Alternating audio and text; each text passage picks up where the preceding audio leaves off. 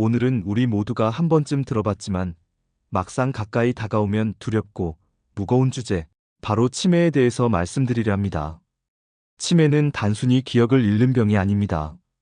사람을 알아보지 못하고 매일 반복되는 질문을 하고 심지어 가장 가까운 가족조차 낯선 사람으로 느끼게 만드는 병입니다.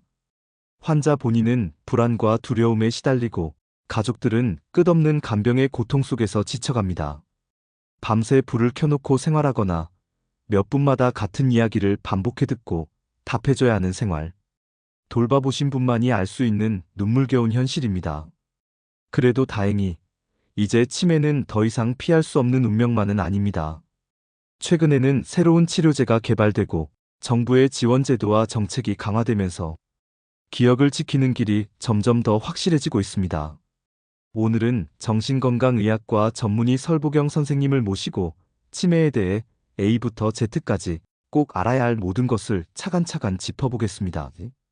오늘 영상을 끝까지 보시면 치매의 종류와 원인 및 예방법, 새로 나온 치료제와 관련 정책 및 각종 지원 제도까지 완벽히 배워가실 수 있습니다. 안녕하세요. 정신건강의학과 전문의 설보경입니다. 여러분, 치매라고 하면 그냥 기억이 사라지는 병이라고 생각하시죠? 하지만 사실 치매에는 여러 종류가 있고 원인과 증상도 제각각 다릅니다. 오늘은 4가지 대표적인 치매, 그리고 혼합형 치매까지 어떻게 다른지, 그리고 어떤 신호를 보이는지 차근차근 알려드리겠습니다. 먼저 가장 흔한 알츠하이머 치매입니다. 전체 치매 환자의 60에서 70%가 이 유형인데요. 원인은 뇌에 아밀로이드 베타 단백질과 타우 단백질이 쌓이면서 신경세포가 조금씩 죽어가는 겁니다. 증상은 아주 서서히 나타납니다. 방금 한 이야기를 잊어버리고 물건 둔 곳을 기억 못하고 약속을 자꾸 잊어버리는 게 시작이죠. 점점 언어가 줄어들고 판단력이 떨어지면서 일상생활이 어려워집니다. 특징은 점진적으로 서서히 진행된다는 겁니다. 두 번째는 혈관성 치매입니다. 뇌졸중이나 뇌혈관 손상 때문에 발생하는데요. 알츠하이머와 달리 증상이 갑자기 나타나는 경우가 많습니다. 예를 들어 중풍 이후 갑자기 기억력이 나빠지고 말이 어눌해지거나 한쪽 몸이 마비되는 시기입니다. 또 특징은 증상이 들쭉날쭉하다는 겁니다. 어제는 괜찮아 보이는데 오늘은 심하게 혼란스러운 것처럼요. 그래서 혈관 건강이 곧 기억 건강이다라는 말이 여기서 나옵니다. 세 번째는 루이소체 치매입니다. 뇌 속에 루이소체라는 단백질이 쌓여 생기는데요. 이 치매는 조금 독특합니다. 없는 사람이 보인다든지 동물이 보인다든지 환각이 흔하게 나타납니다. 게다가 손이 떨리고 몸이 굳는 파킨슨병과 비슷한 증상도 같이 동반됩니다. 주의력과 인지 기능이 들쭉날쭉한 것도 특징이에요. 어제는 멀쩡했는데 오늘은 심하게 혼란스러울 수 있습니다. 네 번째는 전두축두엽 치매입니다. 이건 다른 치매와 다르게 처음부터 기억력이 크게 나빠지지 않습니다. 대신 성격과 행동이 먼저 변합니다. 온화했던 분이 갑자기 짜증이 많아지고 공공장소에서 돌발 행동을 하기도 하고 남을 배려하던 마음이 사라지기도 합니다. 또 언어 능력이 점점 떨어지면서 말이 짧아지고 단어가 잘 안 나옵니다. 5, 60대 비교적 젊은 나이에도 발병할 수 있어 가족들이 더 충격을 받곤 하죠. 마지막으로 혼합형 치매도 있습니다. 알츠하이머 치매와 혈관성 치매가 함께 나타나는 건데요. 점진적으로 기억력이 나빠지면서도 어느 날 갑자기 신체 증상이 나타나기도 합니다. 실제로 고령 환자들에게 흔히 발견되는 형태라서 진단할 때 혼합형이라는 말을 자주 듣습니다. 정리해 드릴게요. 알츠하이머는 기억부터 사라지는 치매, 혈관성은 혈관 문제로 갑자기 오는 치매, 루이소체는 환각과 떨림이 있는 치매, 전두축두엽은 성격부터 변하는 치매, 혼합형은 둘 다 섞여 나타나는 치매. 이렇게 특징적인 차이가 있지만 실제 환자들은 증상이 겹치는 경우가 많습니다. 그래서 조기 검진과 정확한 진단이 꼭 필요합니다. 그렇다면 이렇게 다양한 치매를 어떻게 관리할 수 있을까요? 치매의 종류가 다르고 원인이 달라도 결국 치료와 관리의 목표는 같습니다. 증상을 늦추고 남아있는 기억과 기능을 최대한 지켜내는 것이죠. 그 핵심 열쇠가 바로 약물 치료입니다. 사실 지금까지 쓰이던 치매약은 대부분 증상 완화제에 가까웠습니다. 대표적으로 도네페질 같은 약인데요. 이 약은 뇌 속의 신경 전달 물질을 조금 더 오래 남겨두도록 도와줍니다. 쉽게 말해 이미 약해진 기억력의 불씨를 잠시 더 살려주는 거죠. 그런데 최근 새롭게 나온 레카네맙, 도나네맙 같은 약은 다릅니다. 이 약들은 뇌 속에 쌓이는 아밀로이드 단백질을 직접 줄여서 질병이 진행되는 뿌리를 늦추는 것을 목표로 합니다. 완치는 아니지만 시간을 벌어준다는 점에서 전 세계 의사들이 게임 체인저라고 부르는 이유가 여기에 있습니다. 이처럼 새로운 약이 큰 희망을 주고 있지만 치매라는 병은 단일한 모습이 아닙니다. 알츠하이머, 혈관성, 루이소체, 전두축두엽 치매처럼 여러 유형이 있기 때문에 치료 접근도 각각 다르게 이뤄져야 합니다. 알츠하이머 치매는 기존 약에 새로운 아밀로이드 표적 약 사용이 가능합니다. 혈관성 치매는 약보다는 혈관 관리가 중요합니다. 혈압, 혈당, 콜레스테롤을 잡는 게 치료의 핵심이죠. 루이소체 치매는 환각과 파킨슨 증상이 많아서 때로는 파킨슨병 약이나 정신증 조절 약을 씁니다. 전두축두엽 치매는 성격 변화, 충동이 심해지기 때문에 항우울제나 안정제를 사용하기도 하지만 진행을 늦추는 약은 없습니다. 그럼 예방은 어떨까요? 원인이 다르니 예방법도 조금씩 달라집니다. 알츠하이머는 뇌세포 퇴행을 늦추는 게 중요합니다. 책 읽기, 악기 배우기, 새로운 언어 공부하기, 이런 두뇌 활동이 큰 도움이 되죠. 혈관성 치매는 이름 그대로 혈관 관리가 핵심입니다. 혈압, 혈당, 콜레스테롤만 잘 관리해도 위험을 크게 줄일 수 있습니다. 한 어르신은 매일 30분씩 걷기를 시작하셨는데 그 습관 하나가 뇌졸중 위험을 낮추고 기억력도 좋아졌다고 말씀하시더군요. 루이소체 치매는 아직 뚜렷한 예방법이 없지만 규칙적인 수면과 운동, 뇌 자극 활동이 도움이 된다고 알려져 있습니다. 전두축두엽 치매는 특별한 예방법이 없지만 가족들이 조기 신호를 빨리 알아채고 도움을 받는 게 무엇보다 중요합니다. 하지만 공통점이 하나 있습니다. 운동, 두뇌 활동, 사회적 교류. 이 세 가지는 어떤 치매든 예방과 진행 억제에 효과가 있다는 겁니다. 하지만 개인의 노력만으로는 한계가 있습니다. 치매는 환자 본인뿐 아니라 가족에게도 큰 부담이 되기 때문에 사회와 국가가 함께 나서서 도와야 합니다. 그래서 준비된 것이 바로 치매 지원 제도입니다.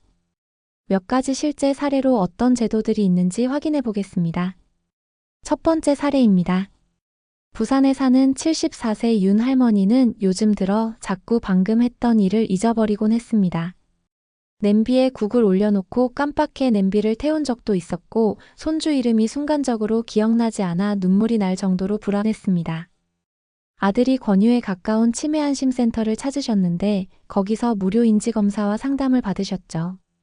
검사 결과 아직 치매는 아니고 경도인지장애 단계라는 설명을 들었습니다. 센터에서 매주 열리는 인지훈련 프로그램과 미술치료 수업에 참여하면서 조금씩 자신감을 되찾으셨고 혹시 치매면 어쩌나 하는 두려움 대신 아직 늦지 않았구나 하는 희망을 갖게 되셨습니다. 윤할머니의 사례에서 확인할 수 있는 지원제도 바로 전국에 설치된 치매안심센터입니다. 현재 250여 개 모든 시군구에 운영되고 있고 이곳에서는 누구나 무료 인지검사를 받을 수 있습니다. 혹시 나도 치매일까? 하는 불안이 생기면 동네 보건소에 문의해 치매안심센터를 방문해 보세요. 조기 검진, 상담, 예방 프로그램, 심지어 치매 환자 가족을 위한 교육과 정서 지원 프로그램까지 운영합니다. 즉, 단순히 검사를 넘어서 치매 가족 전체를 지켜주는 공간입니다. 두 번째 사례입니다. 전북에서 아내와 단둘이 사는 78세 박 할아버지는 5년째 아내의 치매를 돌보고 있습니다.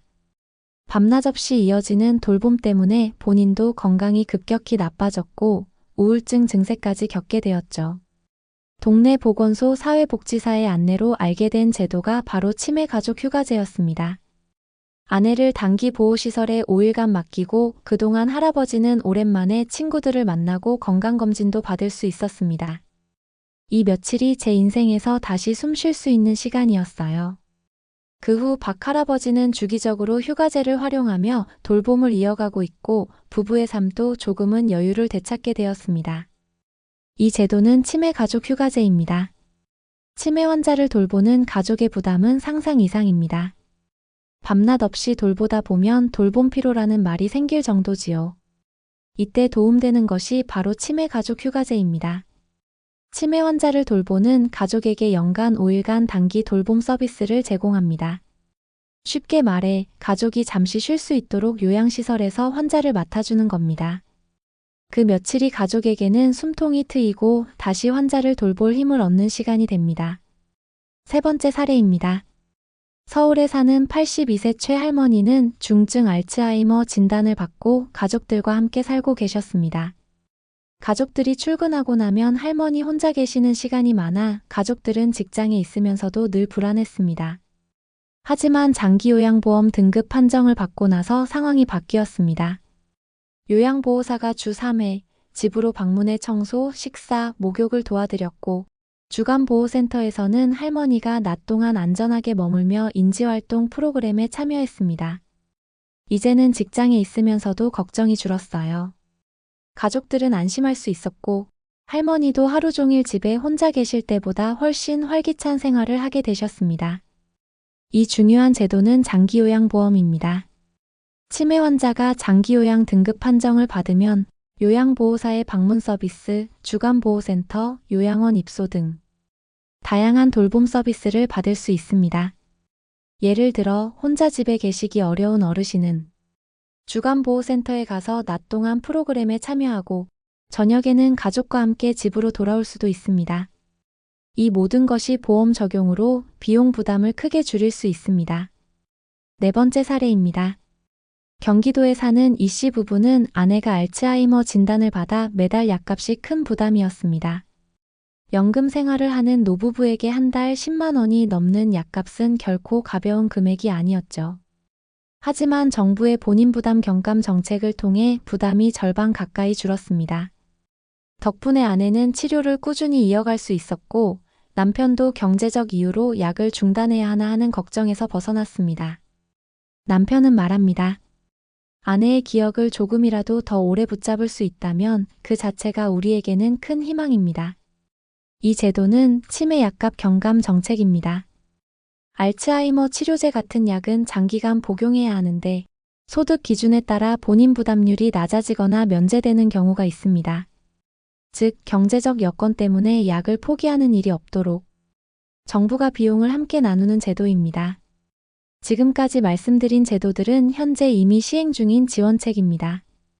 약값부터 돌봄, 가족 지원까지 당장 활용할 수 있는 도움이지요. 하지만 여기서 멈추지 않습니다. 앞으로는 더 큰 변화가 다가오고 있습니다. 바로 2025년부터 본격적으로 강화되는 치매 국가 정책입니다. 이제 앞으로 달라질 정책을 말씀드리겠습니다. 2025년은 치매 관리 패러다임이 바뀌는 해라고 할 수 있습니다.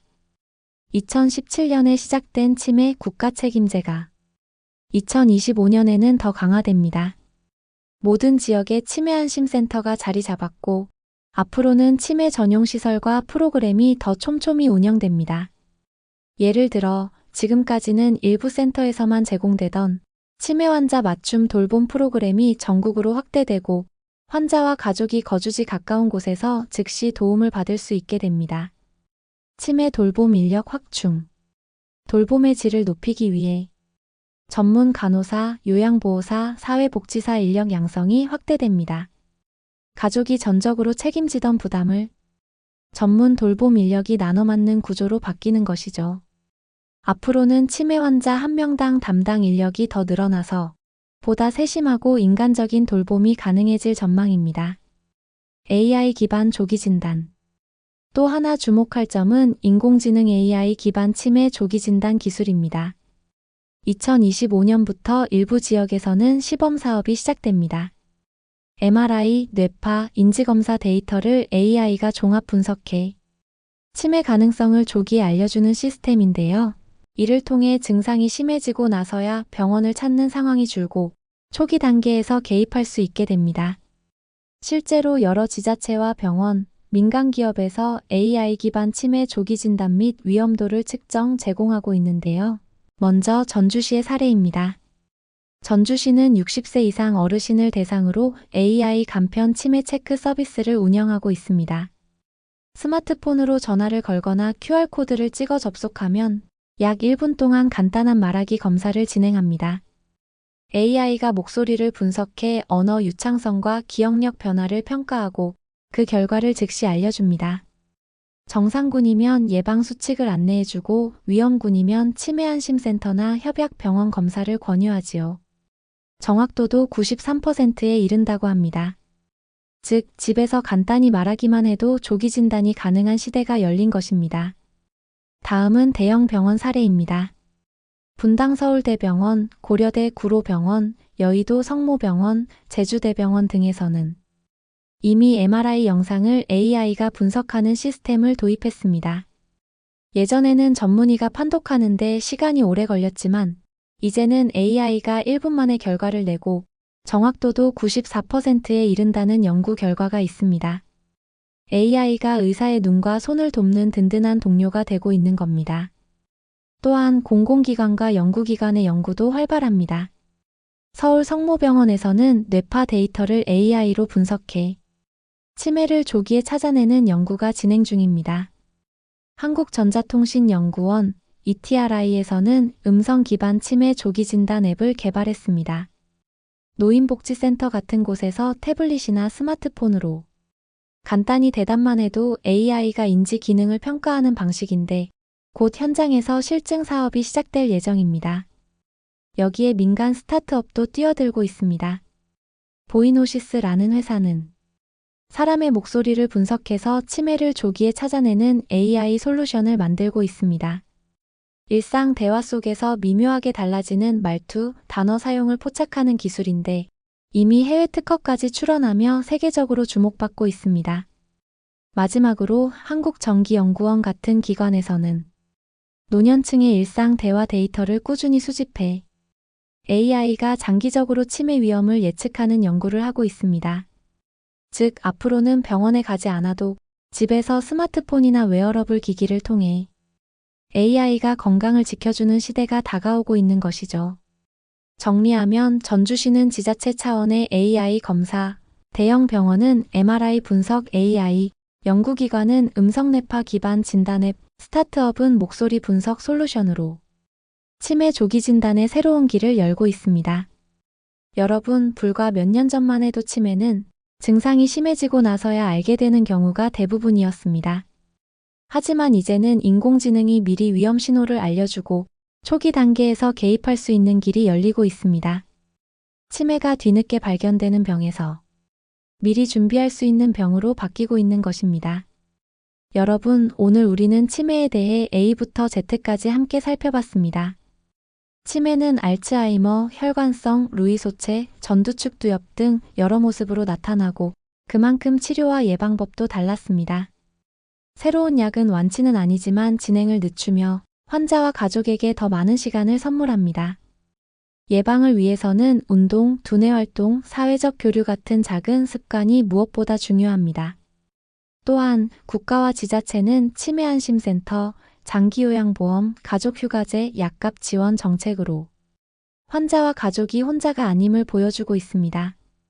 2025년에는 치매 국가책임제가 한층 강화되고 전문 인력 확충과 AI 기반 조기 진단 기술까지 도입되어 더 빠르고 정확하게 치매를 관리할 수 있게 될 것입니다.